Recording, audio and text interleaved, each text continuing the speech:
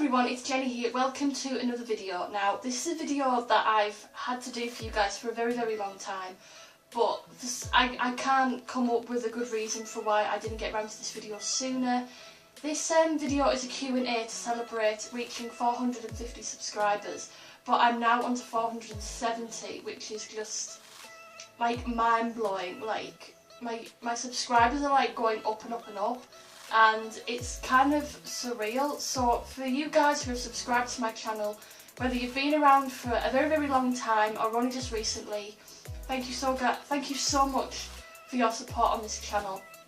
It really means a lot to me, and it makes me want to keep doing more videos for this channel. And I know some of you guys are very supportive in the comments down below my videos, and the feedback that you've given me has just been phenomenal, and I can't thank you enough for how much gratitude that I have towards you guys. So I wanted to give you guys the opportunity to ask me any questions in relation to my channel, my favourite J-pop groups, just anything about myself.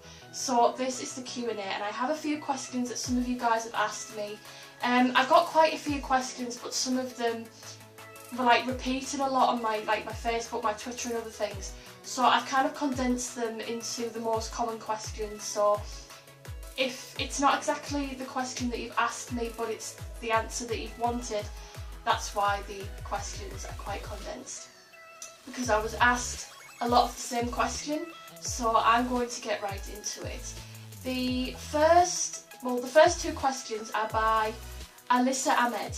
I'm sorry if I pronounced your name wrong. Number one, who is the best member for you in Morning Musume? I'm going to go by the current lineup, and I would have to say my favourite member is Mizuki, of course. She just reminds me of myself in some way. She's not very charismatic, I'm not very charismatic, but when it comes to performances and stuff, I feel like Mizuki's strength is performing, and even though she's not the most talented member of the group, there's just something about her that draws me into her, and I just love her as a member.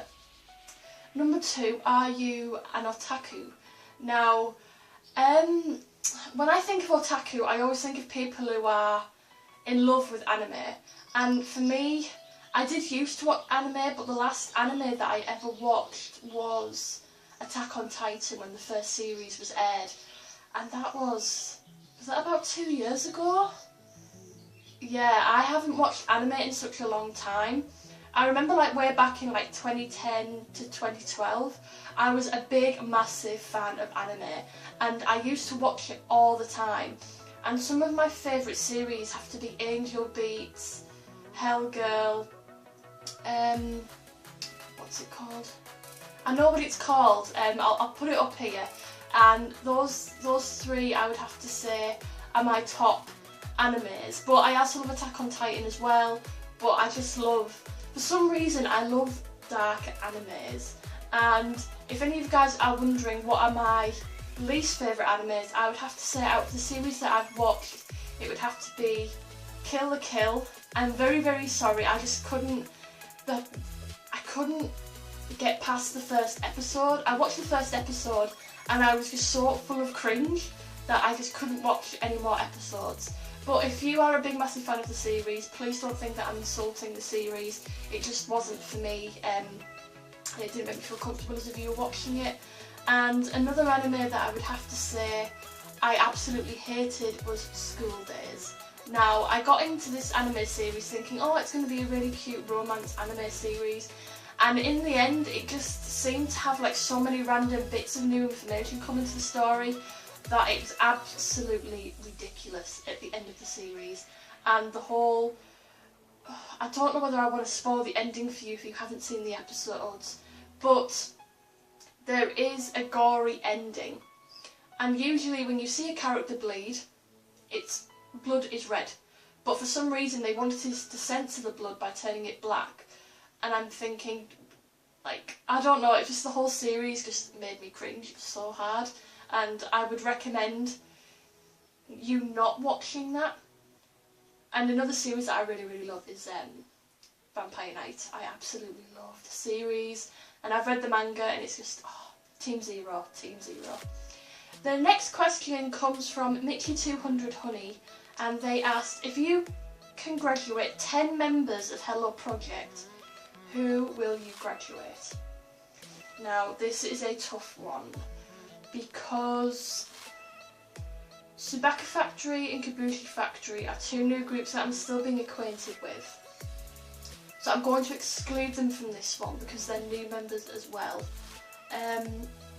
There are one or two members that I feel should graduate, but at the same time it's not because I hate them or anything. There's no Hello Project members that I actually hate, but I think the first one that I can think of is Momoko Suganaga from Country Girls. Now, I don't hate her, I think she's a lot better in Country Girls than she was with Berry's Kobo. I feel like Country Girls caters to her more as an idol, but I think she's like past it as an idol now. Like, how old is she now? I think she's like 24, 25 years old, and she's still in this like childish phase, and it doesn't, I don't know, I feel like she should graduate soon because Country Girls, I can't get into them as a group, but I feel like when Momoko graduates, I probably might be more into the group. I just feel like the group is kind of being dragged down by her.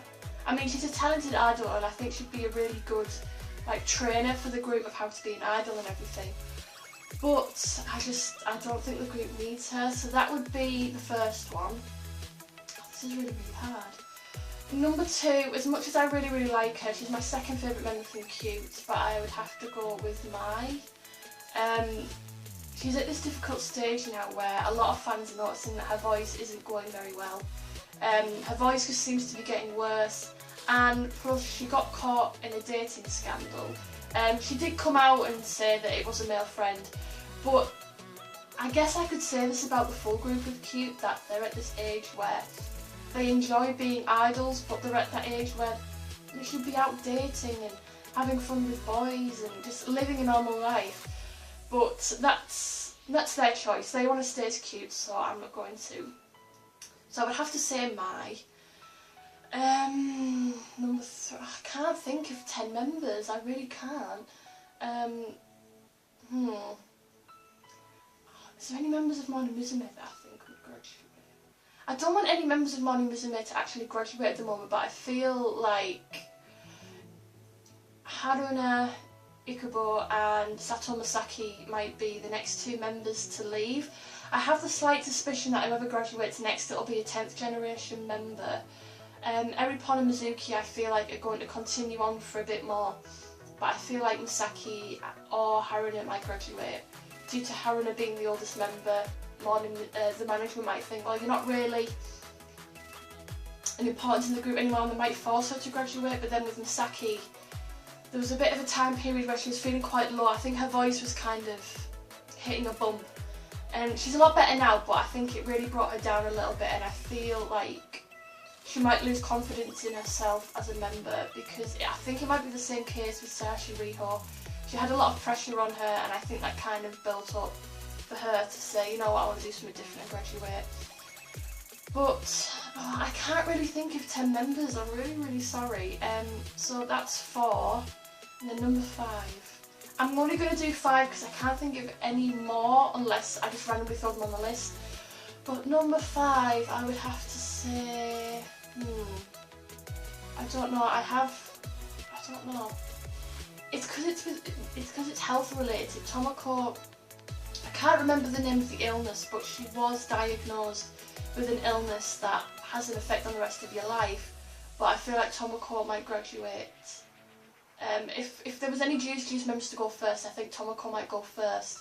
So I think if I had to graduate her, I would only graduate her under the reason of her health getting bad. So that's my 5. Momoko, Mai, Ikubo Haruna, Sato Masaki, and I've got a very forgetful memory, Tomoko from Juice. So those are my top 5.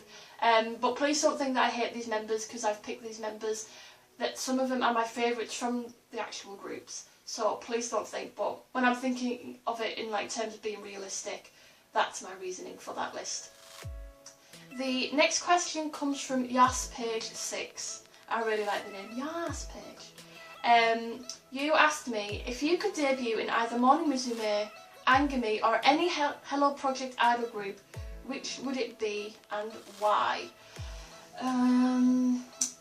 That's the thing. It would have to be between Morning Musume and c-ute.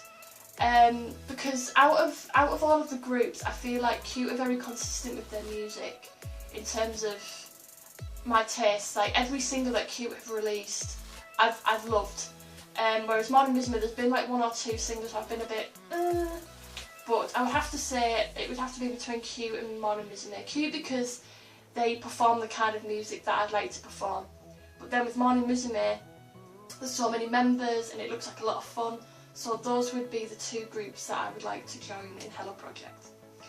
And the last question comes from Kirsty Evans, and she writes, when writing your own songs, is there a routine or a special place you go to for influence?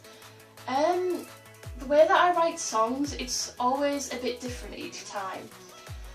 When it came to Paper Houses, I kind of came back from a day at college when I was feeling quite low, and the opportunity to write a song in my music technology class came up. So I thought, you know what, I'm going to write this song and I want to get my feelings out there. So Paper Houses was mainly based on me feeling quite down, because I do have mild depression and it's been an up and down thing for me for a very, very long time. And unfortunately I do take it out on my loved ones and it's quite a horrible place to be in. But Paper Houses was literally written about my relationship with depression, I guess, and it's kind of wanting to get rid of it, but at the same time it's something that's part of you. And so the way that I wrote the song is I sat down and just had all of these thoughts in my head, and I just kind of wrote them down. And then I was looking at like other songs of like the sounds that I liked from them, and I kind of like rearranged the chords and then just composed Paper Houses, and that was how I did it. But I recently wrote another song which will be a new single in the future. I'm still getting that prepared. For that one, this was a much more hopeful song. So I remember I was watching like different music videos and they were very summery and romantic, and it inspired me. So I sat down and I wrote, I guess the first verse, and then I kind of just got stuck for a moment. So I thought, you know what, I'm going to go out for a walk. And as I was walking, when I take long walks, I like to daydream about a lot of things. So as I'm walking around, I'm daydreaming about all these scenarios in the story of the song, and it just inspired me with like so many words and things that I would want to say in the song. And that was another way of being inspired, and I had all these ideas and I came back, wrote them all down, composed the song, and that's how I did it. So I guess that's like two ways of how I've wrote the song.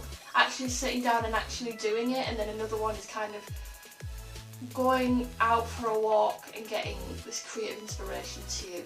I never have a set way of doing a song, it's always different. Sometimes I can write it from verse 1, chorus, verse 2 and do it in that order, but then sometimes I'll write the chorus and then put the verses around it, or there could be a line that I've come up in my head and it's a very, very strong line in my head, and then I put the song around that.